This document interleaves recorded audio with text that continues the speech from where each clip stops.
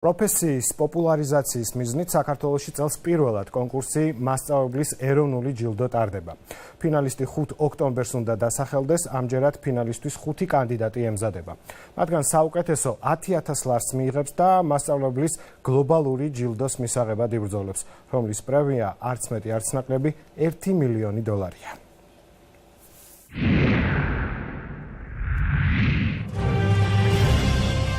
სურს მივულოცო ჰანან ალღრუბს მასწავლებლის ამ პრესტიჟული ჯილდოს მოგება. ჰანან ალღრუბი 45 წლის პალესტინელი მასწავლებელია. სოფლიოს პედაგოგთა შორის ის ერთადერთი, რომელიც 2016 წელს გლობალური მასწავლებლის პრემიის გამარჯვებული გახდა. მე ეს შევძელი, მე გავიმარჯვე.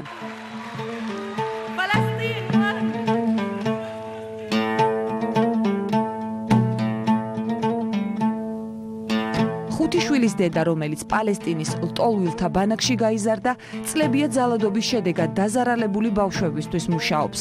ლოზუნგით არა ძალადობას, ალღრუბი მის მიერვე შექმნილ სპეციალურ მიდგომას იყენებს და თამაშით ცდილობს ძალადობის მსხვერპლ ბავშვებს განათლება მისცეს. პრესტიჟული ჯილდო და პრემია $1 მილიონი ახლა 2017 წლის გამარჯვებულ მასწავლებელს ელოდება. მსოფლიოს სხვა კონკურსანტებს შორის ბედს წელს პირველად ქართველებიც ცდიან. მათ შორის ის, რომელიც მასწავლებლის ეროვნული ჯილდოს გამარჯვებული იქნება.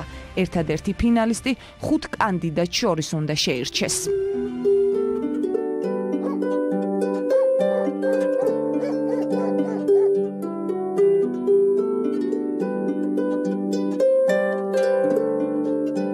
სვანეთი, სოფელი ფარი, პედაგოგი ეკა წულუკიძე უკვე წლები ამ გზას შვილებთან ერთად გადის.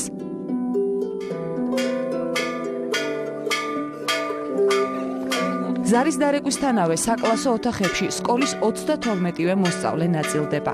ეკა წულუკიძის გაკვეთილების ცხრილში ახლა მე-9 კლასის ჯერია, თუმცა გაკვეთილზე ერთადერთი მოსწავლე უზის.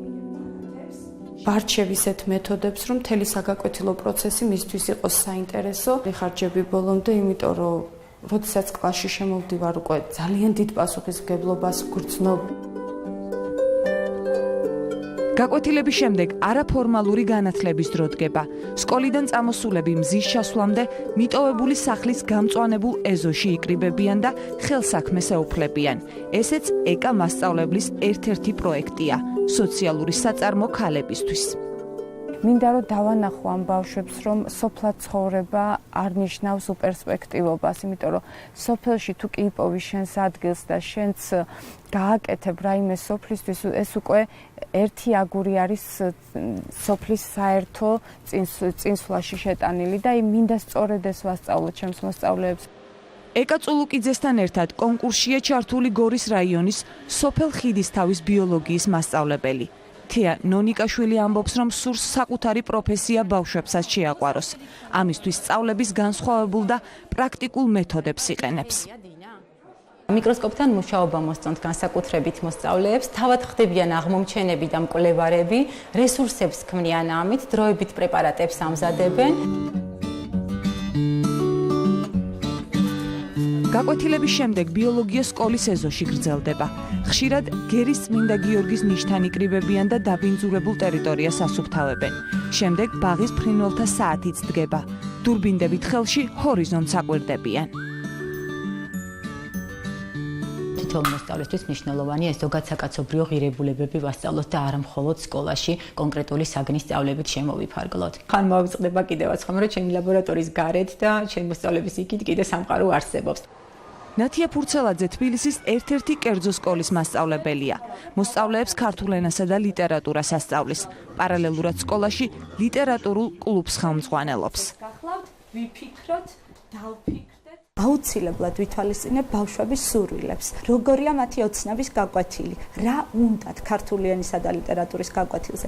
შემდეგ ვაანალიზებ და ვკითხულობ მათ შეხედულებებს და ყოველთვის ვცდილობ მთელი წლის საგაკვეთილო გეგმა დავკავშირო მათ სურვილებს.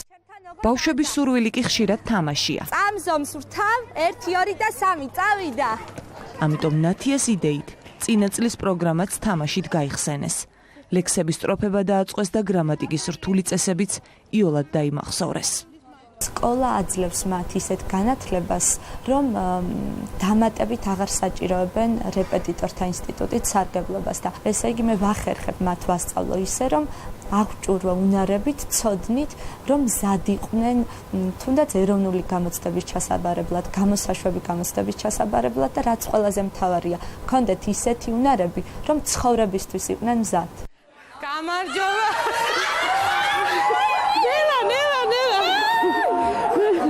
კიდევ ერთი ფინალისტი ნინო აბულაძე უკვე 18 წელია ცდილობს მისი მოსწავლეებისთვის ისტორიის გაკვეთილები მხოლოდ თარიღების და ფაქტების ერთიანობა არ იყოს. მეთოდი სხვადასხვანაირია. პიქტოგრამების ხატვით გადმოცემა, პრეზენტაციები, შეჯიბრი გუნდებს შორის და რაც მთავარია, ახალი ტექნოლოგიების გამოყენებით. მე ვცდილობ ის ყველა ინოვაცია, რაც კი ვიცი, მსმენია, გამიგია, გაუზიარებია ჩემთვის კოლეგებს გამოვეყენებინა იმისათვის, რომ ჩემი მოსწავლეებისთვის სკოლაში მოსვლა არ იყოს ერთჩვეულებრივი დღე. ისტორიის გაკვეთილს ზოგჯერ საკლასო ოთახის ნაცვლად ძველი თბილისის ქუჩებში ატარებენ, სადაც ნინო მასწავლებელი წარსულის გაცოცხლებას ადგილზევე ცდილობს. თითქმის ამ 18 წლის განმავლობაში ყოველთვის ვეკითხები ჩემ თავს, რომ მქონდეს სხვა შანსი, წავიდოდი თუ არა სხვაგან სამუშაოდ და ვიცი ზუსტად რა პასუხიც მაქვს. მასწავლებლობა ჩემთვის არის ის პროცესია, რომელსაც ვერასოდეს ვერ დავტოვებ. 3, 4, რასახსა, გული.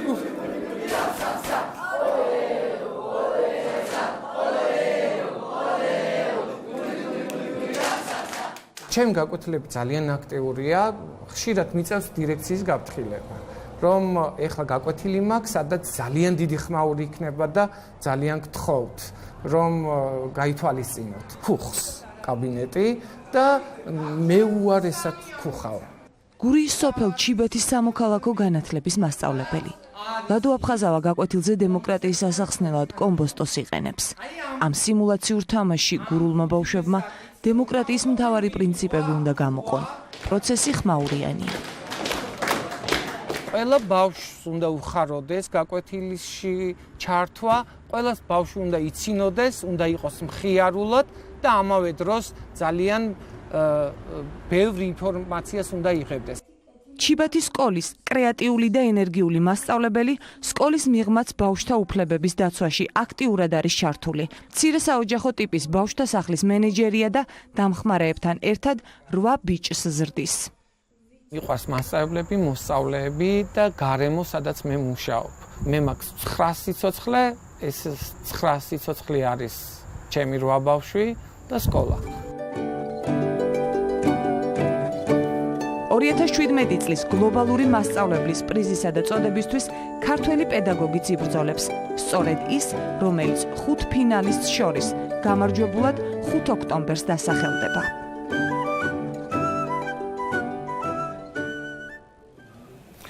ქართულმა ლიტერატურულმა სამყარომ უკვე